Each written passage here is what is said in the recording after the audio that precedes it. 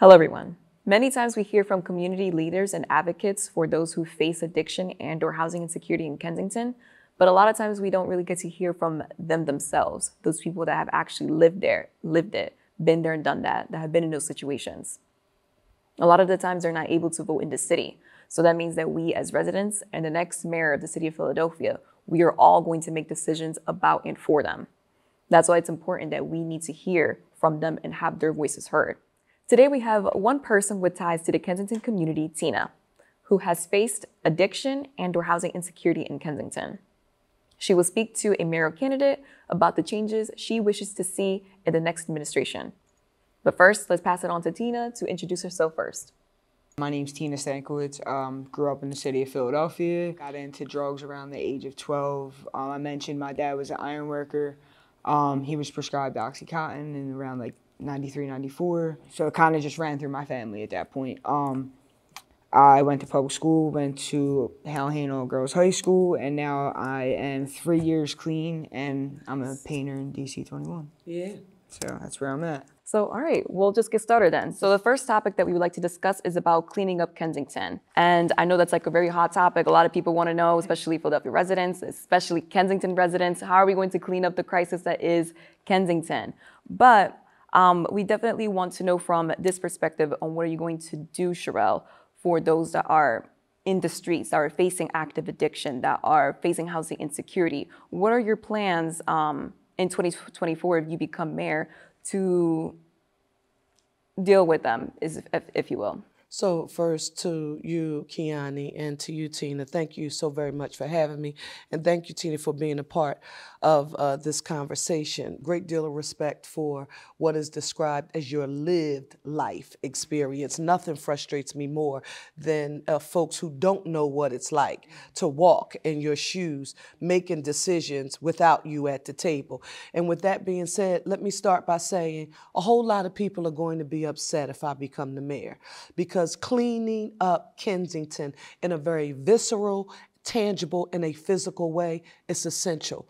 Stopping and shutting down the open air drug market and ensuring that open air use on the street is not allowed. It's illegal, and we will have a police department who will make sure that it enforces the law.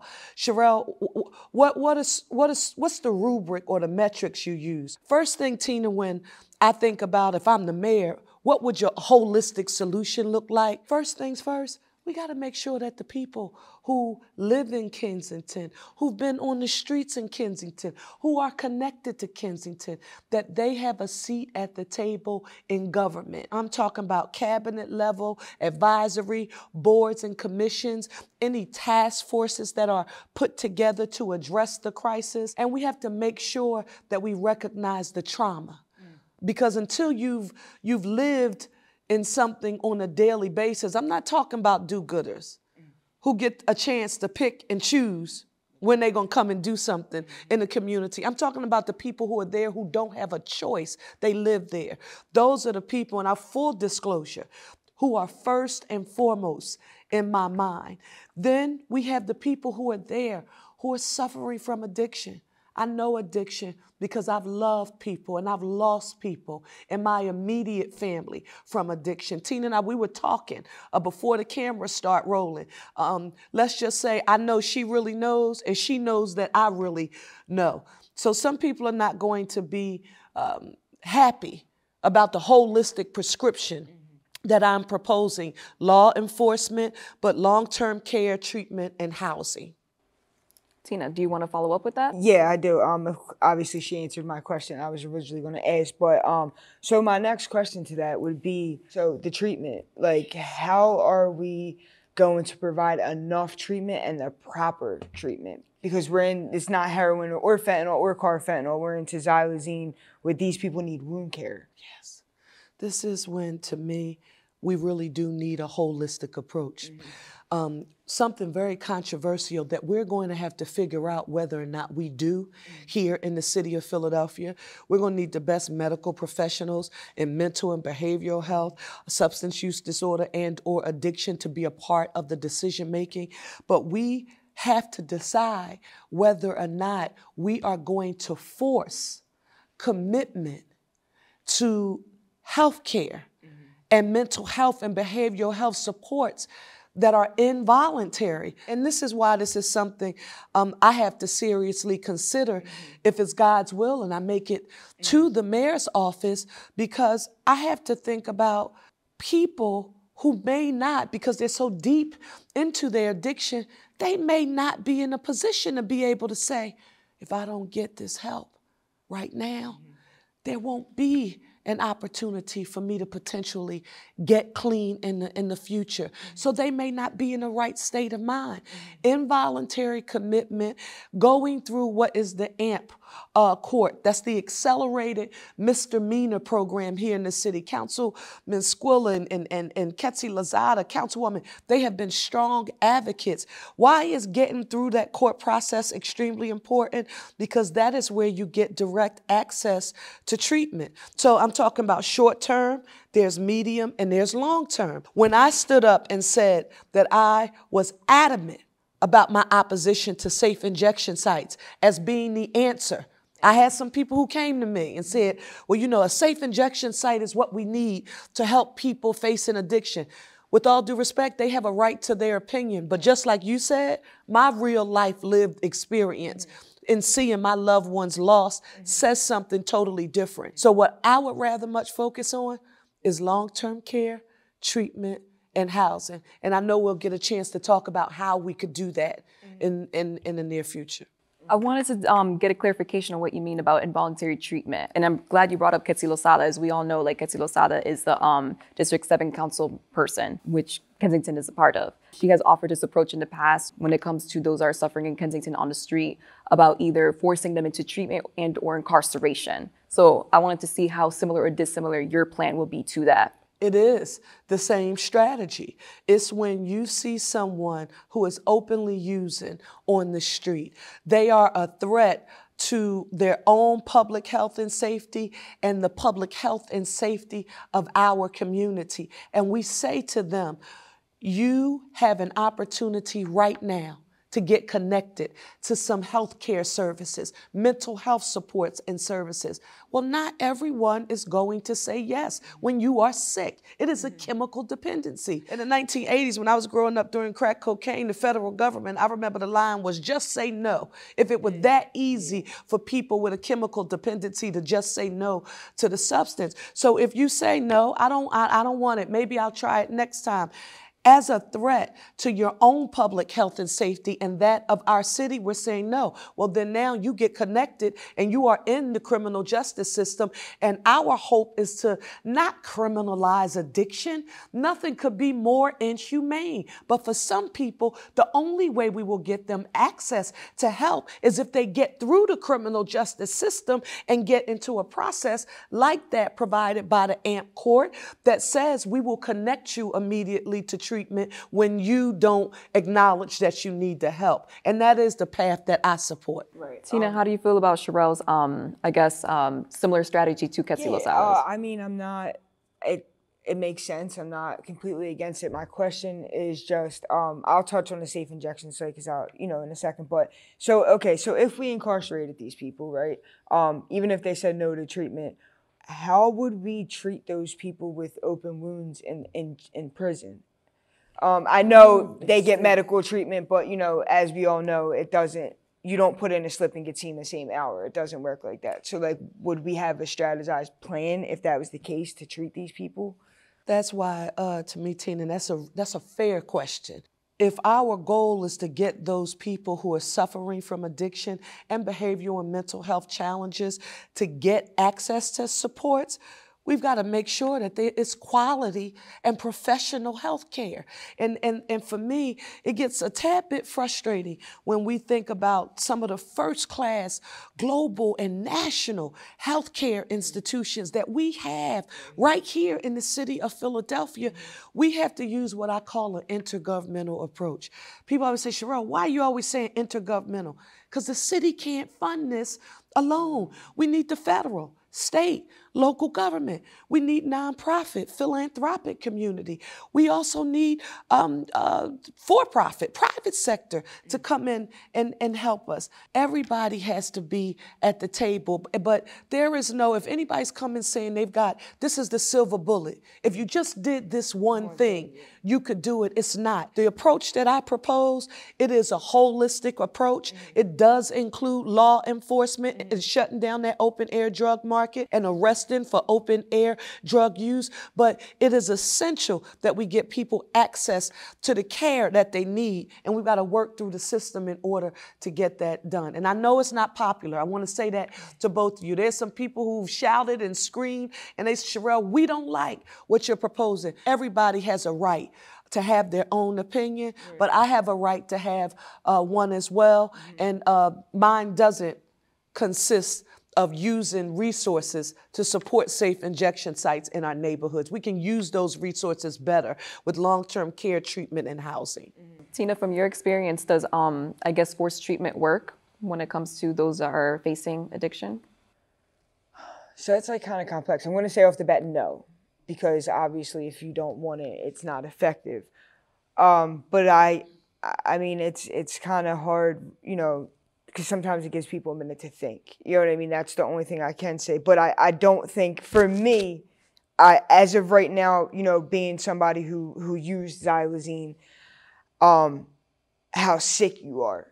And I just believe jail is not where you need to be. Maybe if there's like somewhere in between we could figure out, maybe the treatment, you know, I guess it's complex. It's very complex. But I also wanted to bring up like that safe injection site that I heard, you know, a few of these cities, I think Seattle's one of them. New York, yeah. They have a building and like it's like an injection site on one, you test your drugs on another, or you can test your drugs on another. There's mental health treatment all in one building. And like I feel as I was never all for an injection site or not for it. Even I was on the street when they were trying to open the one at K&A. But I believe, you know, I keep saying that Philly has a little bit of these programs, like a little bit of the PAD program, a little bit of, you know, easy treatment. And I just don't think it's enough as a whole. So I believe like everything in one building might be a little bit more effective. I don't know the stats on it. I didn't look it up. But I just think, you know, it's different than just having somewhere you go use your drugs. You know what I mean?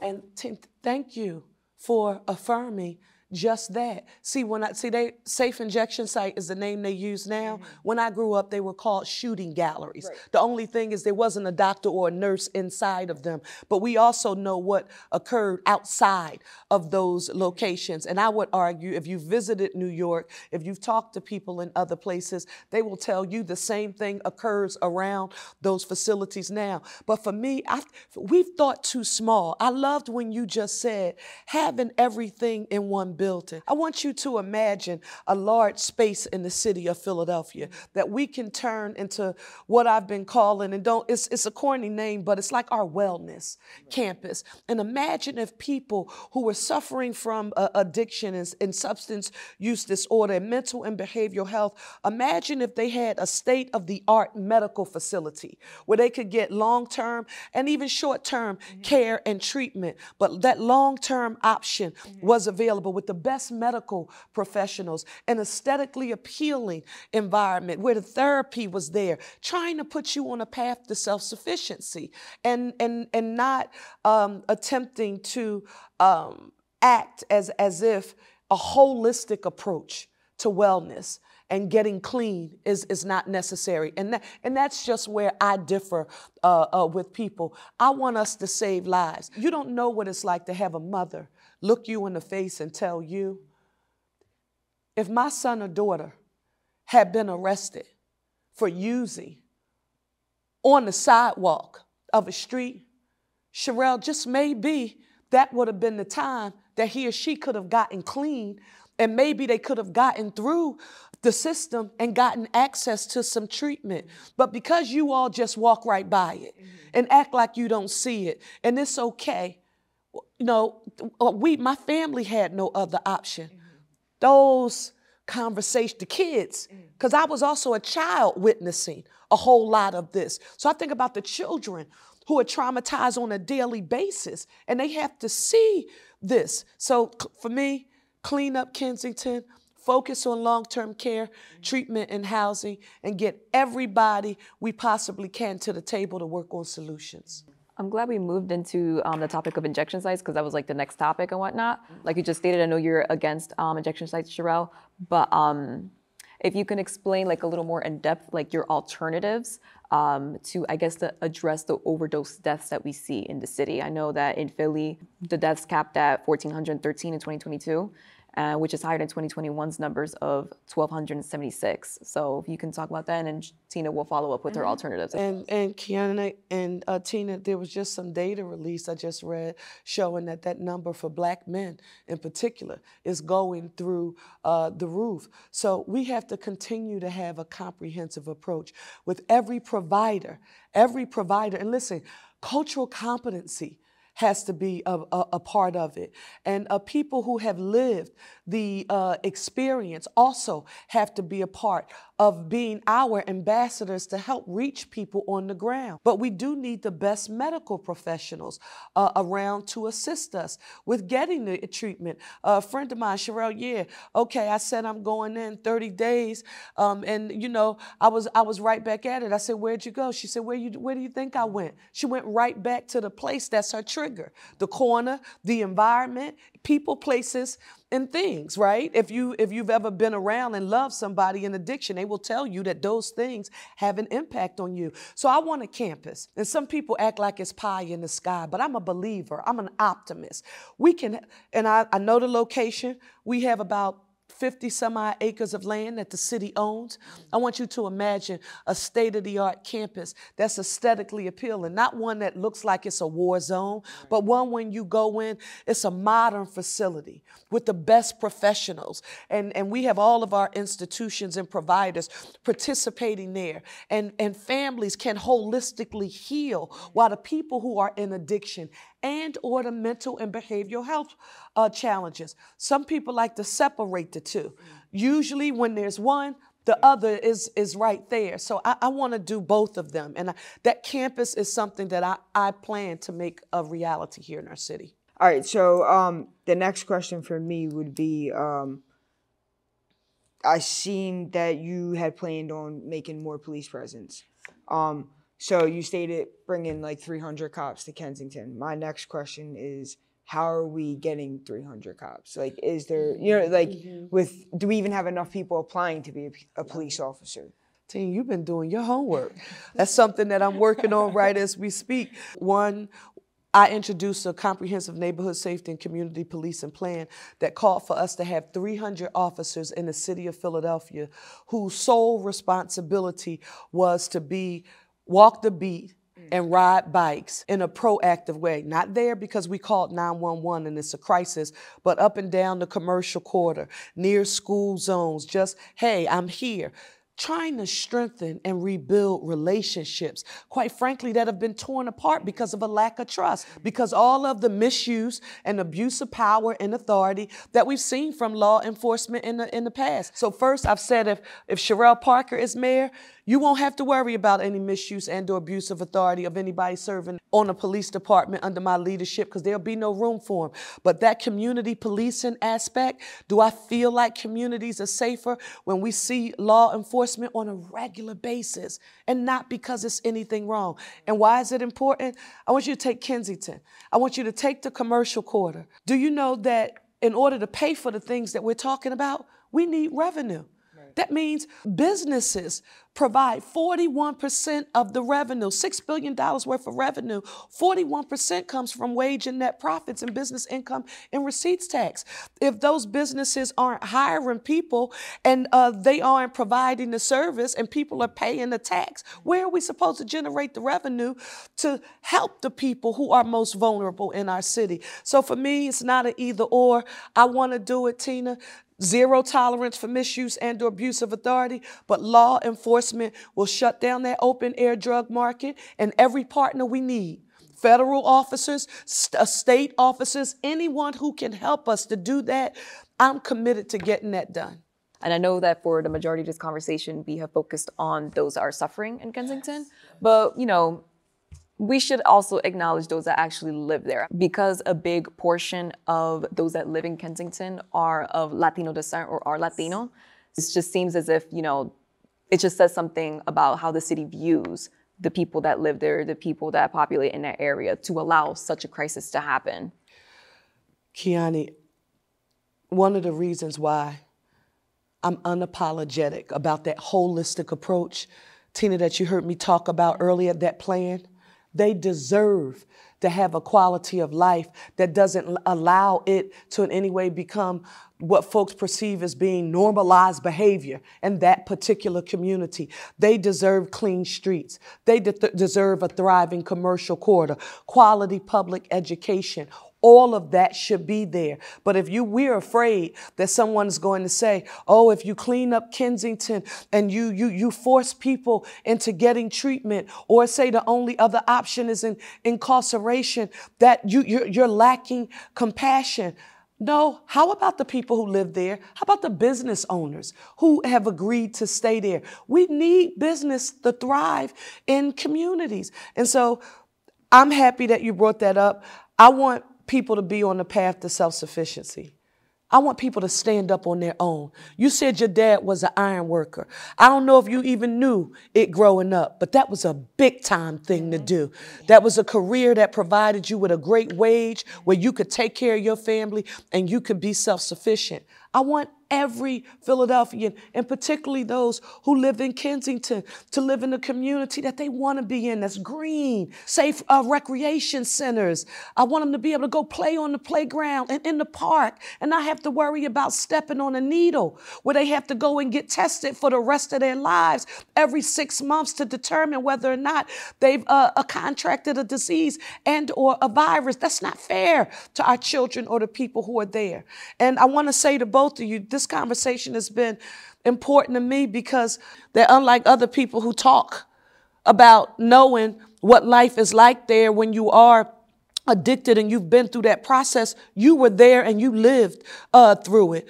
We need to listen to those people first. So in any prescription, if I'm the mayor, that you see offered from a Parker administration, you rest assured that the Kiannis and the Tinas, you will be a part of those solutions. And somebody's going to get upset with this, but if anybody in a Parker administration is thinking about doing anything that they think will help, I'm going to give you an example. A group of people decide they want to take sandwiches every day at a certain time, and they want to feed those who are, homeless and quite frankly suffering from addiction. You should not go into that community to do that without working with the community-based leaders who are there. I'm thinking about Impact. I'm thinking about New Kensington. If you're not talking with Casey, the people who are there, don't think of you going in to provide a solution without talking to the people who are on the ground and doing the work. I won't present any kind of solution where the people who are closest to the pain every day aren't a part of the solution. You all should encourage this kind of conversation more. And I would hope that you would encourage people to talk to the people who live there and or who've walked it. Your prescriptions are different when you know it. There are some people who've been through addiction, who I know who have fought hard for the safe injection site because they say the quote-unquote harm reduction strategy, like Cherelle, that's it. That's their experience, and they have a right to their own opinion. But I've got a lived experience, too, that also deserves to be honored. And when I seen people get their dignity back, they beat it. They didn't beat it because they were in the shooting house. They beat it because they had long-term care, treatment, and housing, and a damn job. Right? So, thank you.